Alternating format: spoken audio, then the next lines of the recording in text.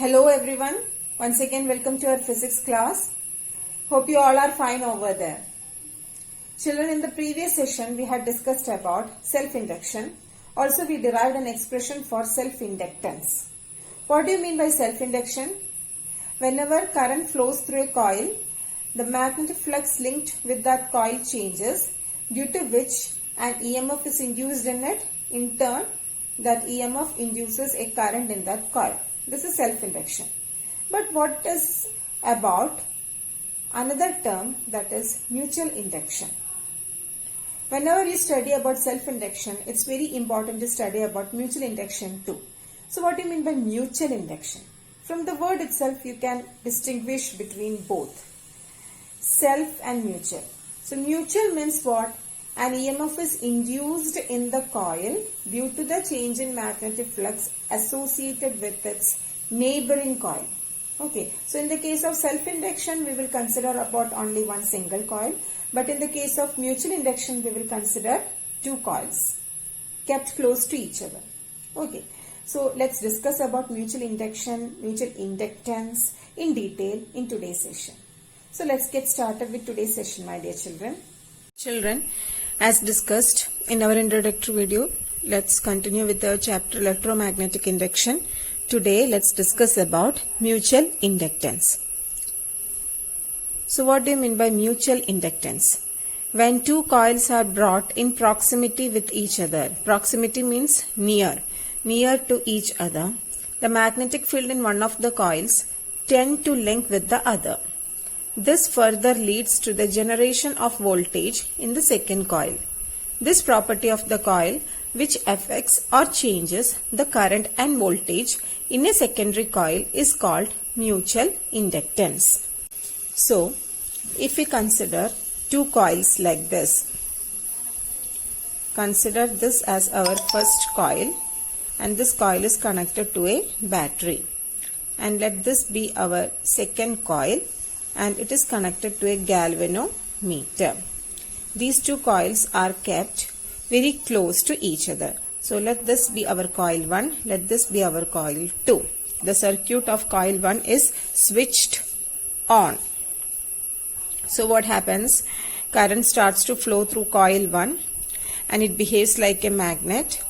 So magnetic lines of force appear, or it gets associated with the coil 1, and these same lines of force gets associated with coil 2 also. Okay, so whenever the magnetic flux associated with the coil 1 changes, magnetic flux associated with the coil 2 also changes, because coil 2 is linked with the magnetic flux produced by coil 1. So whenever the magnetic flux linked with the coil 1 changes, magnetic flux linked with the coil 2 also changes. And whenever there is a change in magnetic flux in any coil, an EMF is induced in it, which in turn produces or induces a current in the coil. So here current is produced in coil 2 due to the change in magnetic flux associated with its neighboring coil, not with the same coil. Here current is produced not due to the change in magnetic flux associated with the coil 2, but due to the change in magnetic flux associated with the coil 1. So current is induced in coil 2 due to the change in magnetic flux associated with its neighboring coil, that is coil 1. So this phenomenon is known as mutual inductance.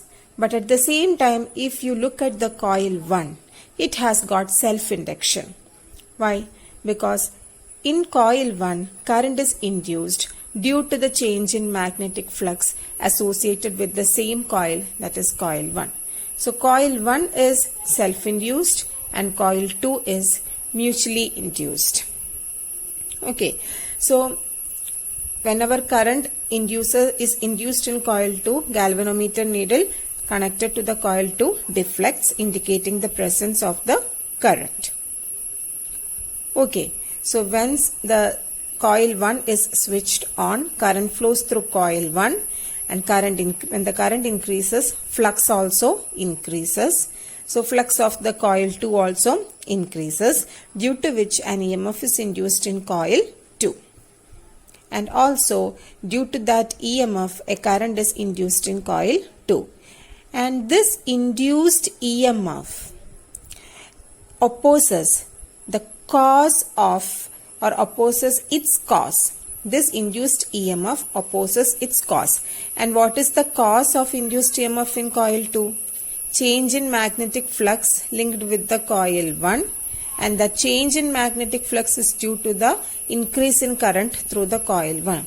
So the induced EMF in the coil 2 opposes the increase in current through the coil 1.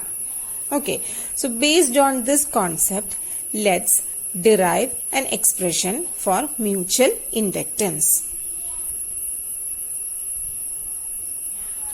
So how can we derive an expression for mutual inductance?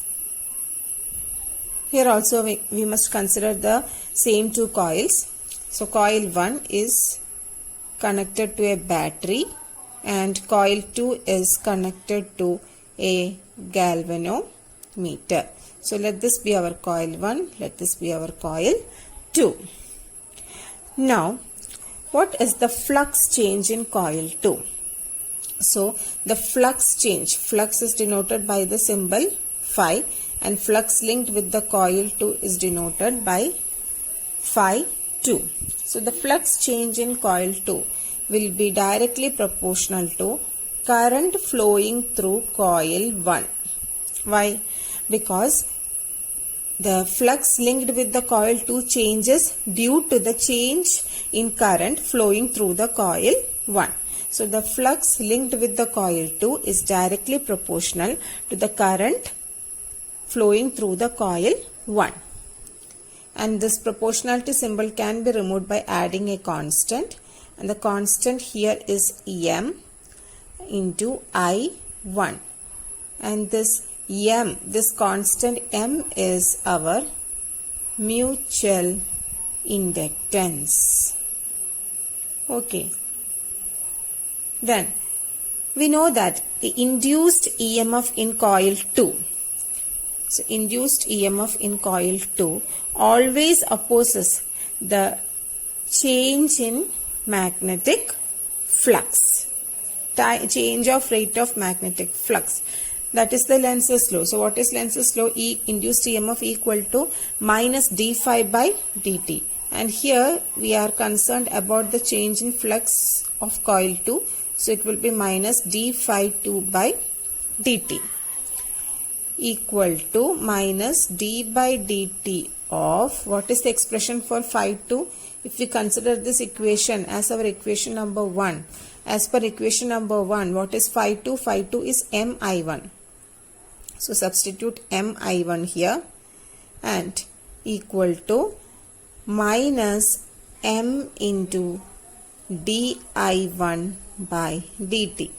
So this is our induced EMF E. Induced EMF E is equal to minus m di1 by dt.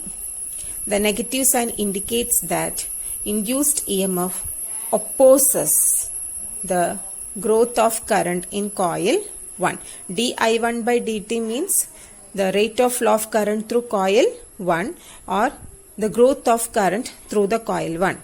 Since negative sign is present here, we can infer induced EMF in coil 2 always opposes the growth of current in coil 1. That means induced EMF always opposes its cause. And from this expression, it's very clear, induced EMF E depends upon geometry of both coils, also distance between the coils, and orientation of coils. So these are the three factors on which the induced EMF, that means the mutually induced EMF, depends upon. So which are they? First one is geometry of the coil. Geometry of coil. And second one is distance between the coils. And the third one is orientation of coils. Okay, so that's all about induced EMF and mutual inductance and its expression.